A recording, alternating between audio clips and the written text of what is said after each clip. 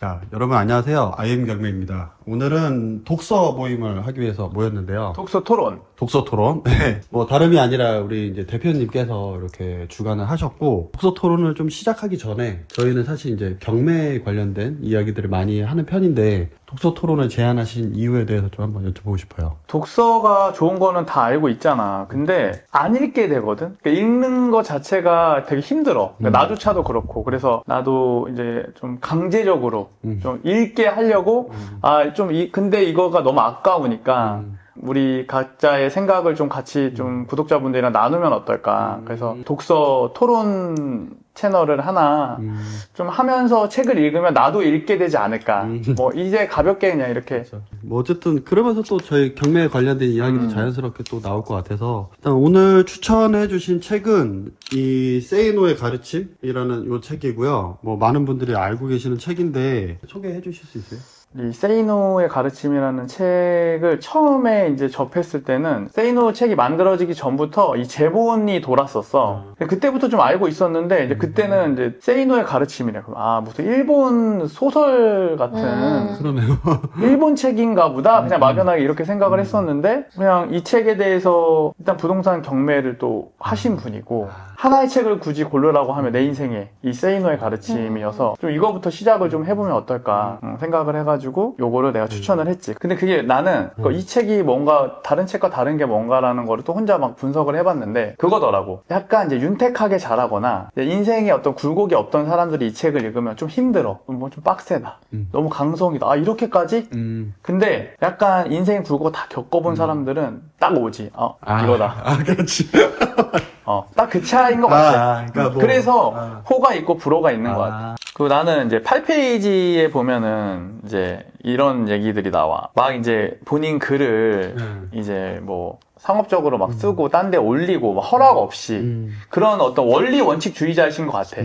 그런 거를 용납을 안 하시는 것 같아. 갖고 이제 뭐 홧김에 이제 뭐 다 맞아요. 삭제하라고. 카페 글도 다 내려버리고. 근데 그걸 입장을 바꿔놓고 한번 생각을 해봐. 내가 어디다 칼럼 썼어. 근데 내 글이 막 돌아. 너무 유명해졌어. 어떨 것 같아? 그냥 솔직하게 얘기하면 그 유명세를 즐기고 싶을 것 같아요. 그치. 네. 오히려 그러니까 명찰을 달고 그치. 내가 썼다. 나 세이노야. 솔직하게 얘기하면 저도 좋을 것 같아요. 왜냐면 칼럼을 쓴 이유 자체가 좀 많은 사람들이 봤으면 좋겠는 마음에 쓴 거니까 좋을 것 같아요, 저는요. 근데 이제 이분은 어떤 상업적으로 그걸 자꾸 쓰니까 본인 글을 9페이지에 이제 보면은 그 본인의 글을 사용해서 이제 뭐 영리 활동을 상업적으로 하신 분들의 표현을 하는데 연놈들이라는 얘기를 많이 하시거든. 맞아. 근데 참 여기서도 이미 성격이 있다. 확실하고 확실하다. 남의 눈 신경 쓰지 않는다. 왜냐면 이런 글을 쓰면 사실 뭐 이렇게 표현할 수도 있었잖아. 그냥 내 글들을 그렇죠. 상업적으로 쓰는 분들을 너무 화가 나서 뭐 고소까지 하려고 했지만 하지 않았다. 이렇게 좀 교정을 했을 수 있는데 연놈들이라는 단어를 쓰시면서 그러니까 남의 눈을 이미 신경을 안 쓰시는 것 같아. 나는 딱 내가 느꼈을 때 나는 경매를 나도 이제 13년을 했잖아. 그러면 딱 얘기해보면 이 사람이 이제 경매를 되게 얕게 했다. 아니, 딥하게 했다가 딱 보이거든? 근데 이제 경매를 했다는 얘기들은 이제 뒤에 종종 나오는데, 찐 경매 투자자 바이브가 나와. 진짜 투자를 많이 하시고 수익을 엄청나게 보신 분이야. 그 사람들만 알 수 있는 그 바이브들이 있거든? 근데 나는 그걸 느꼈지. 찐이다.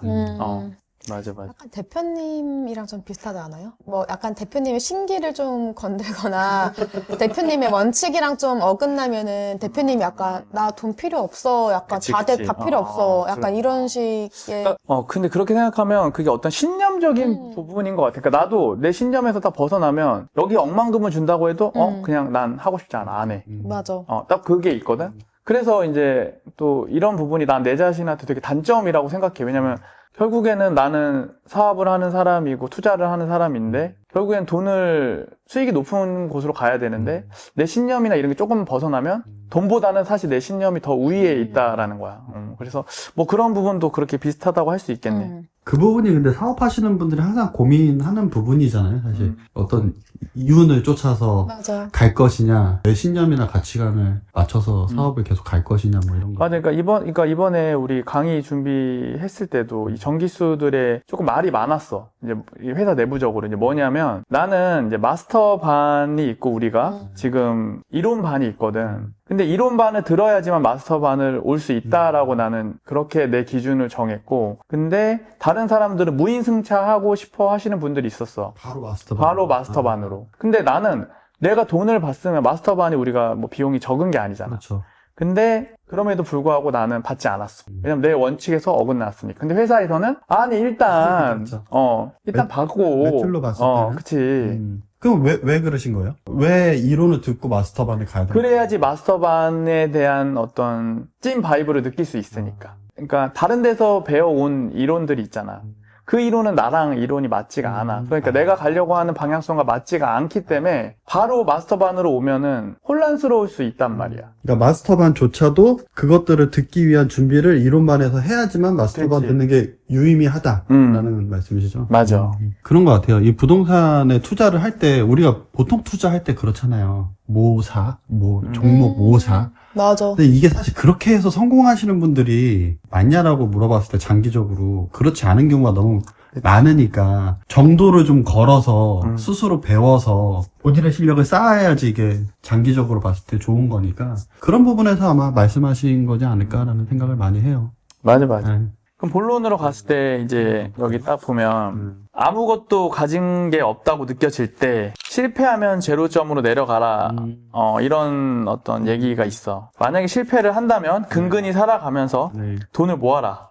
그러면 돈이 쌓이게 된다. 이것이 실패로부터 탈출하는 비결이다. 뭐 다들 이 문구를 듣고 어떻게 느꼈는지는 모르겠는데 나는 사실 스스로 생을 마감하시는 분들이 이렇게 막 성공을 한 상태에서 한 번의 그런 실패 좌절을 맛봤을 때 다시 일어나기가 되게 어려워서 생을 마감하는 거라고 생각하거든. 근데 그거는 그 본질적으로 돌아가면 남의 시선인 것 같아. 남의 시선. 크죠, 그게. 근데 그런 거를 흠집 내라라고, 그 체면에 흠집을 내라라는 여기 말이 나오잖아. 쉬운 얘기 같지만 되게 어려운 얘기야. 내가 어디서 막 연매출 막 몇백억씩 하던데 갑자기 내가 막 쿠팡맨 해야 돼. 그거 얘기를 할 수 있을까? 근데 어때? 이 얘기에 공감해?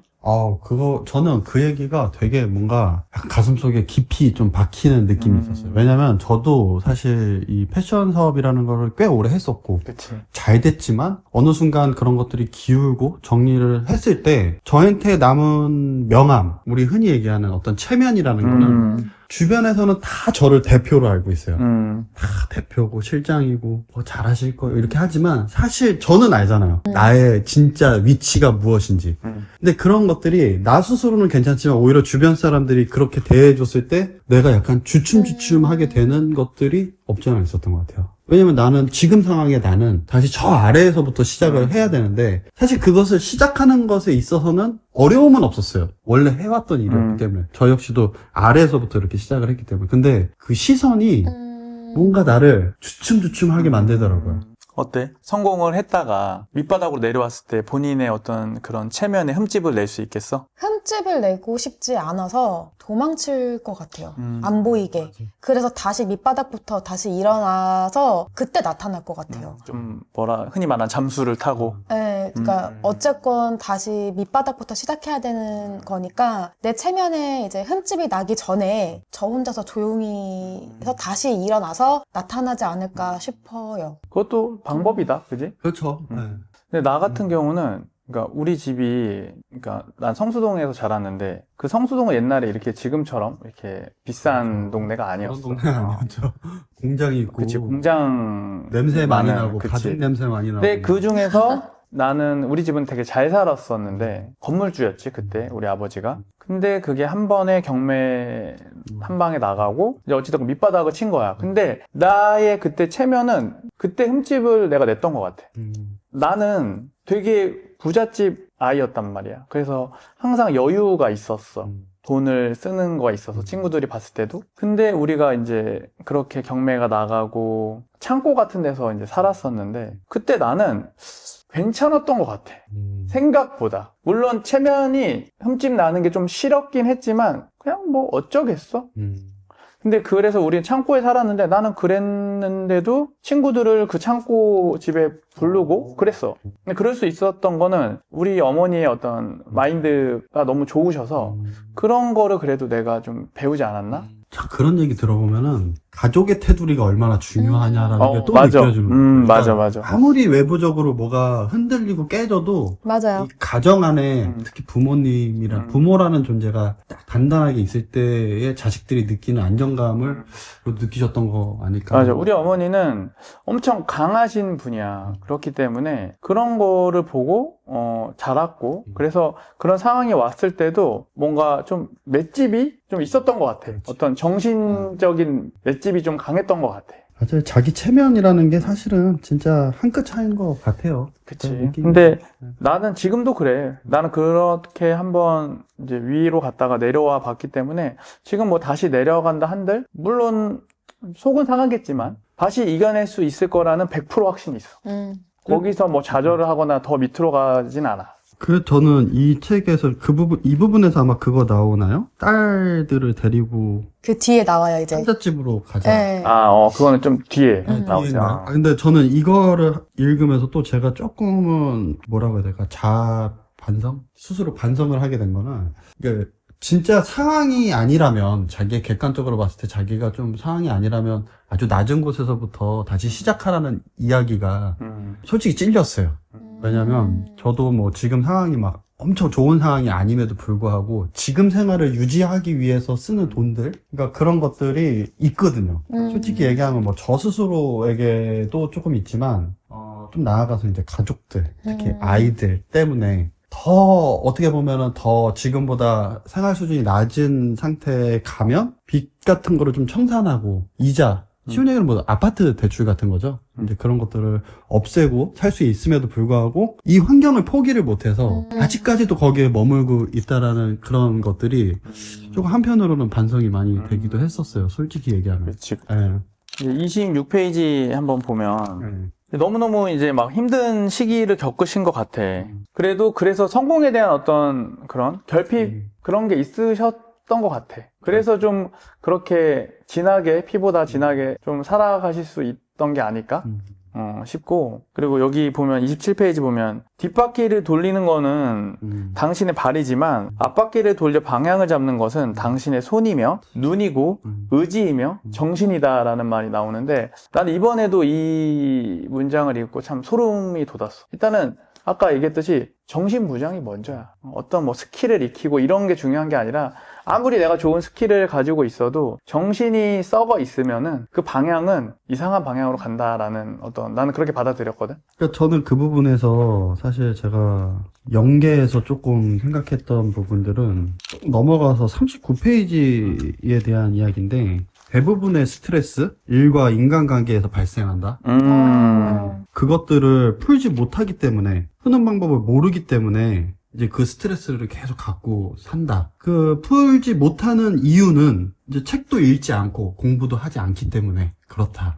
아무것도 하지 않았다. 네, 아무것도 하지 않았다. 문제를 해결하기 위해서 뭔가 자기가 무언가를 해야 되는데 그건 하지 않고 막연하게 뭔가 이걸 해결하려고 하다 보니까 맞아. 되지 않는다는데, 전 여기서 이제 킥으로 저한테 팍 꽂혔던 게 뭐냐면 그 능력의 배양은 언제나 일과 후에 있었다. 일과에 하는 것도 중요하죠. 저희가 일과 시간에 막 진짜 열심히 하고 자기 일을 열심히 하는 것도 중요하지만 결국 뭔가 문제를 탁월하게 해결하기 위해선 일과 외 시간에 뭔가 더 해야 된다. 완전 공감하지. 네. 완전 그러니까 공감하지.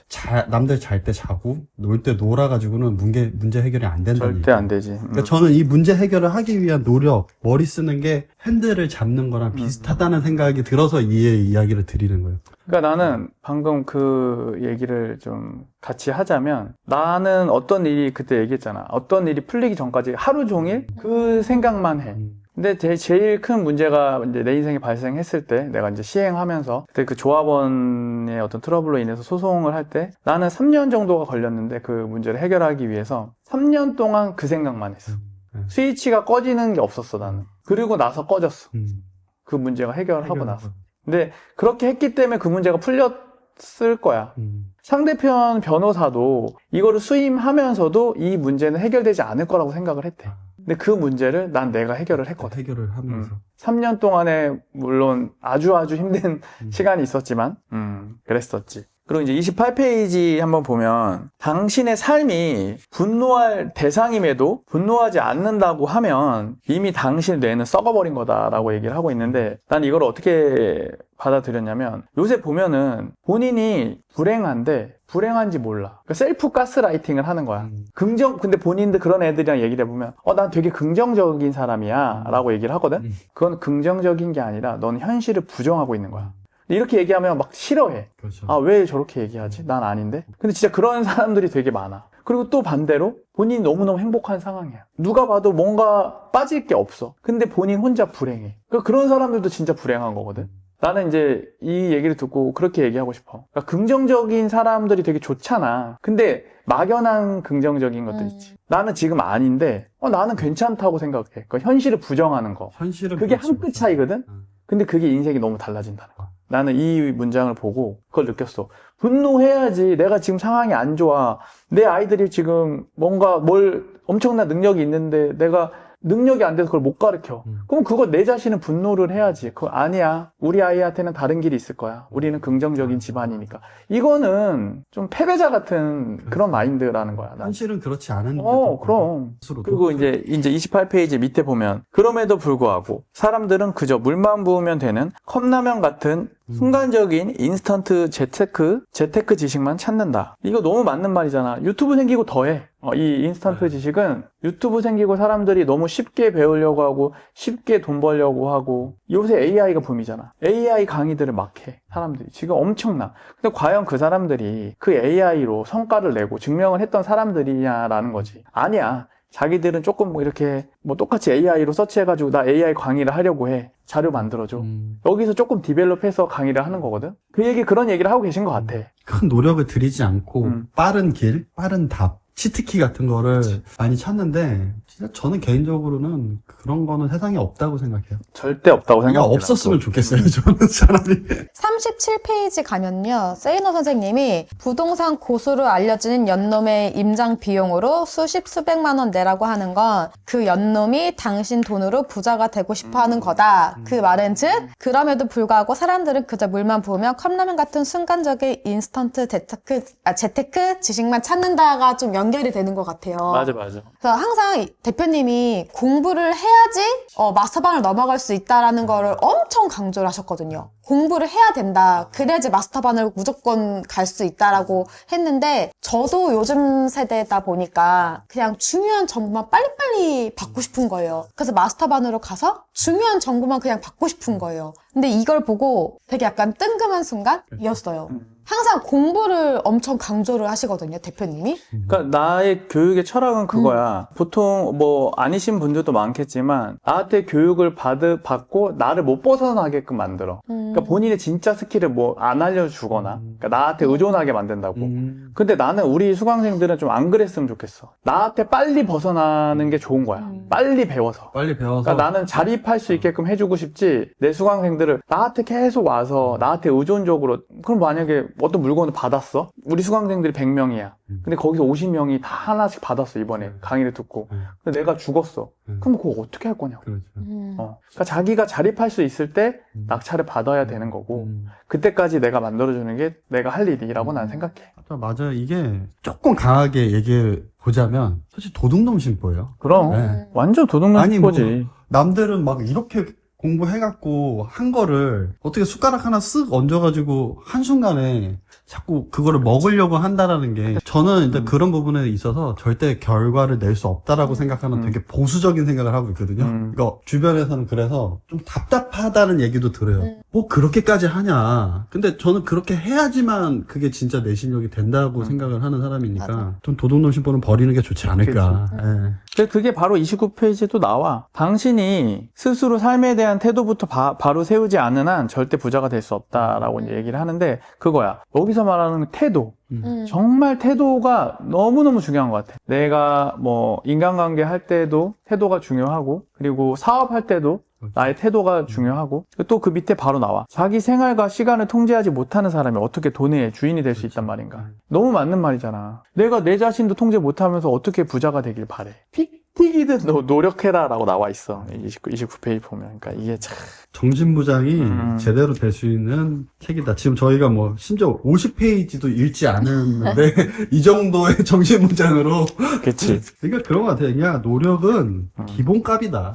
그냥 평소에 당연한 거다. 하는 거는 당연한 거고 그 외적으로 자기가 더 투자하고 뭔가 머리를 싸매고 결국은 그 피라는 게 굉장히 진한 농도를 가진 거잖아요. 그치. 그러니까 어떻게 자기 생활이나 일상에 그 농도를 짙게 하느냐가 돈을 버는 것에 굉장히 관련이 깊다라고 말씀을 하시는 것 같아요. 그리고 보면은 이제 38, 39페이지를 보면은 이제 어떤 스트레스에 대한 얘기를 하고 계시거든. 근데 이제 여기서 뭐라고 얘기하냐면 긴장을 풀고 살아라. 능력이 다가 아니다. 목표를 정하지 않고 게으름 피우는 게 장수의 비결이라고 이제 어떤 뭐 페터 네. 악스 교수가 뭐 네. 그런 얘기를 했다라고 해. 근데 이거를 동의를 못 하시는 거지 이분은. 근데 이건 어때? 근데 이게 어떤 부분은 이해가 가. 그럼 내 정신 건강이나 내 건강을 위해서는 조금 뭐 내려놓고 워라밸을 좀 챙기고 조금 게으러도 되고 너무 막 열심히 하면 어때? 어떻게 생각해? 개인의 선택인 거로 나는- 저는 그냥 퉁치고 싶은데 대외적으로는 저 스스로는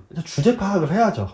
저는 그렇게 생각해요. 저는 제 주제 파악이 지금 하려고 노력을 하고 있기 때문에 주말에까지 나와서 하고 있는 거예요. 그러니까 제 주제가 주말에 쉬면 안 되는 주제라고 저는 생각을 해요. 만약에 본인들이 스스로 주제 파악을 했을 때 쉬어도 된다라고 하면 쉬어야죠. 뭐 그거는 건강도 챙기고. 어때? 네. 그러니까 워라밸에 대한 얘기인 것 같아. 어. 우리 저번에도 얘기를 한 적이 있었는데 이렇게 문제 해결 능력에 대해서 한번 얘기를 한 적이 있었잖아요. 뭐 이렇게 어떤 문제가 닥쳤을 때 어떻게 해결하냐 한번 그때 주제를 얘기한 적이 있었는데 그때 제가 그 말을 했어요. 일단 잠시 생각을 하지 않고 내 주변 정리를 하고 그냥 일단 잠깐 셧다운 하자라고 얘기를 했는데 이제 여기서 또 선생님께서 이제 그 뿌리를 뽑아야 된다. 뿌리를 뽑아야 된다. 근데 보통 사람들은 이 문제를 잠시 두고 뭐 여행을 간다거나 근데 그건 잘못됐다고 물론 말하진 않았지만 그것보다는 문제 해결이 중요한 거다라고 알려주시고 계시는데 좀 거기서 아차 싶었고 제 성향 자체가 약간 반성하는 성향이 있어가지고 어떤 문제가 있으면 약간 반성하고 고치려고 하는 또 제 성향이 있거든요. 그래서 이 책을 읽고 또 이거에 대해서 문제를 먼저 스트레스 원인을 먼저 해결해야 된다. 항상 생각하면서 약간 이런 식으로 좀 바뀐 이 케이스고요. 문장을 보고 네, 그리고 또 여기서 되게 좀 아차 싶었던 게 뭐냐면 무지함의 뿌리는 게으름이다. 네. 정확한 말이지. 네. 아주 그 뜨끔한 얘기예요, 진짜. 게으르니까 모든 문제들을 다 제끼고서는 그냥 일단 나 혼자 편하려고 하는 것도 이제 이것도 게으른 거잖아요. 그래서 이 문장에서 되게 그렇더라고요. 그래서 문제를 정면하고 돌파하고 절대 회피하지 말아라. 이게 되게 이 책을 읽으면서 제가 이번에 좀 많이 깨우친 구절이에요. 네. 그러니까 여기 보면은 문제가 있으면 문제를 해결하고 덤벼드는 게 올바른 태도인데 대표님 맞아. 스타일이죠. 네. 완전 하루 종일 그 생각만 하는. 근데 사람들은 그 문제로 인하여 생긴 스트레스만 풀려고 한다 이거야. 맞아요. 여행 그러면 가는 그 거지. 문제가 해결되지도 않고 결국에는 결과값은 분명히 안 좋을 거라는 거지. 그래서 저는 그 부분이 이제 주제 파악을 해야 된다는 네. 얘기예요. 내가 문제를 빨리 해결해야 되는 입장이라면 문제를 해결하기 위한 시간을 써야 되는 거고 좀 여유가 있다라고 하시면 이제 스스로 선택을 내가 아시는 분이 있는데 엄청난 회피 성향을 가지고 계셔.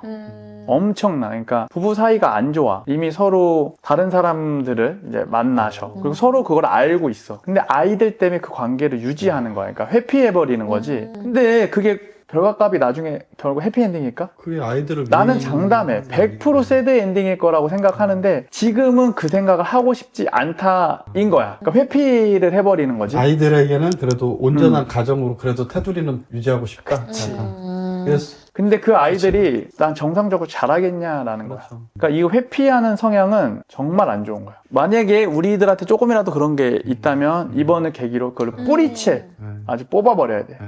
여기 나오잖아. 문제를 정면으로 돌파하라. 절대 회피하지 말아라. 방법론을 찾아내라. 그냥 문제 해결은 이게 다야. 맞아요. 맞아요. 간단한 건데 솔직히 간단하지 않아요. 그러니까 우리가 책에서 보는 것들의 거의 90%는 우리가 이미 알고 있는 것들이거든. 맞아요. 근데 그거는 나는 알고 있는 게 아니라고 생각해. 머리로만 알고 있는 거지. 그게 정말 그 문제를 내가 어떤 깨달음을 얻었을 때, 그때가 진짜 내게 되는 거야. 그리고 행동할 때.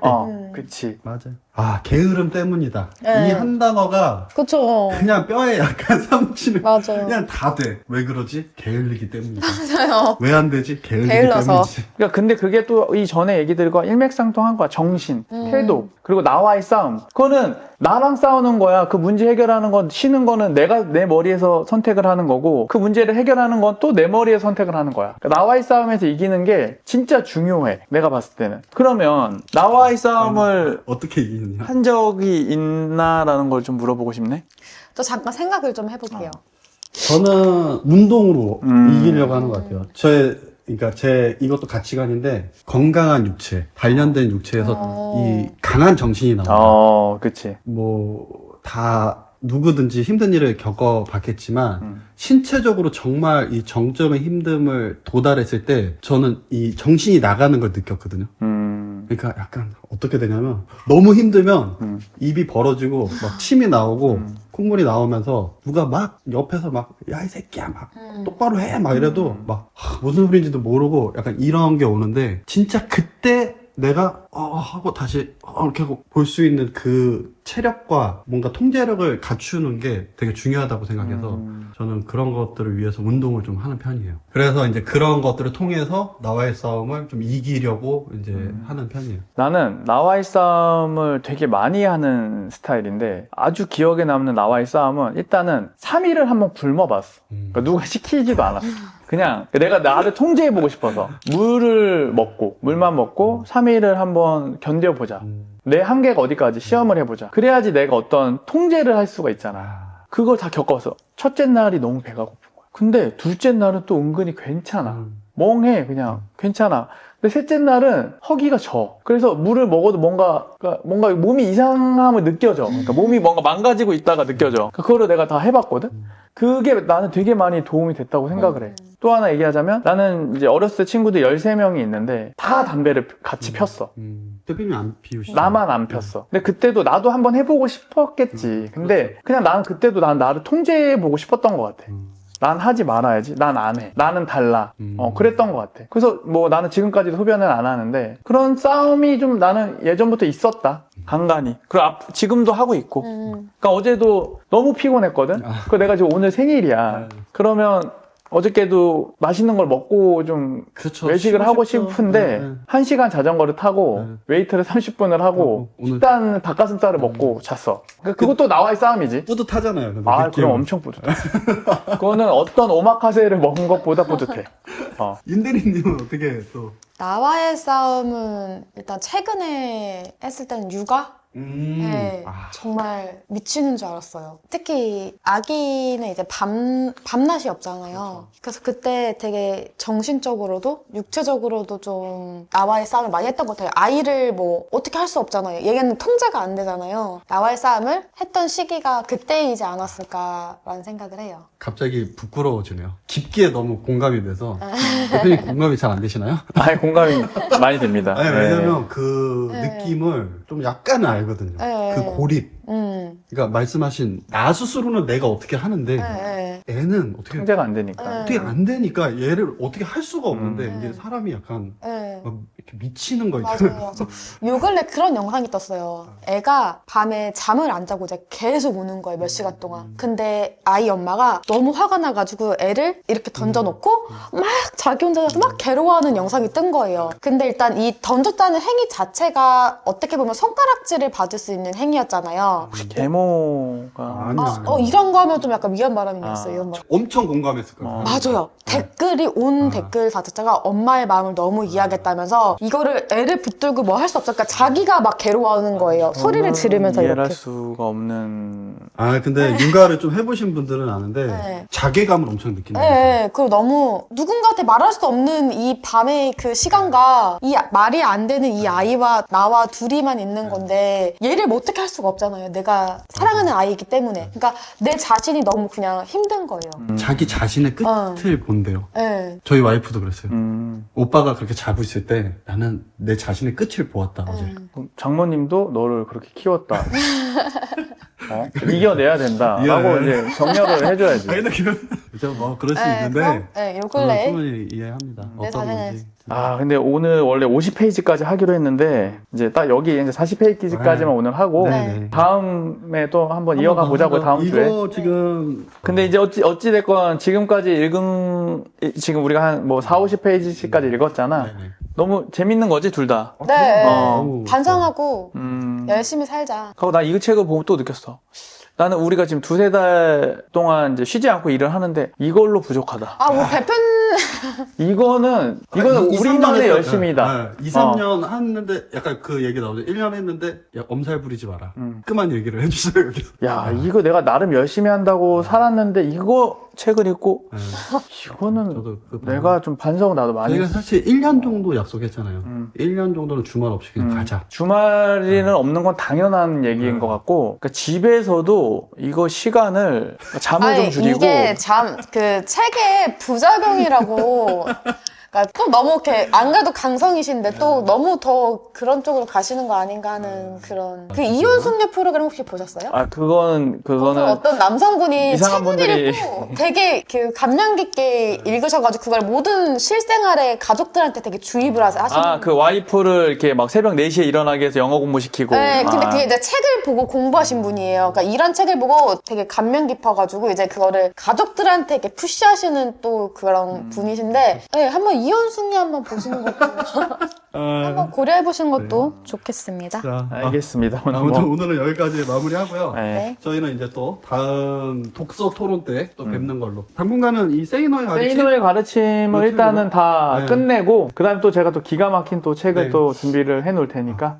그거 했으면 좋겠어요. 저희 구독자분들이 오늘 이제 이 책이 있으신 분도 있고 보고 싶으신 분들도 있을 텐데 오늘 저희가 이렇게 읽고 느낀 점들을 또 썼잖아요. 구독자분들도 요거 보시고 본인들이 오. 감명 깊게 보셨던 부분 구절. 또 본인이 느꼈던 거를 댓글로 달아주시면 그 중에 한 2분 정도 추첨을 해서 이 책을 또 보내드리자. 네, 그래서 이제 이 책을 뭐 본인이 또 선물하실 수 선물을 있게. 하시던 뭐 또 가지고 나는 또 읽으시던. 세이노 선생님의 너무 팬으로서, 네. 그렇게 해보시면 어때요? 왜냐면 이 인세가 네. 세이노 선생님 쓰지 않아. 이건 그렇죠. 또 기부를 하실 거야, 본인 나중에. 저희도 어떤 그런 작은 움직임에 동참하고자 그렇지. 그렇게 해보면 좋을 것 같아요. 그래서 댓글 많이 달아주시고요. 다음 편에 또 뵙도록 하겠습니다. 고맙습니다. 박수 한번 또. 자, 고생하셨습니다. 고생하셨습니다.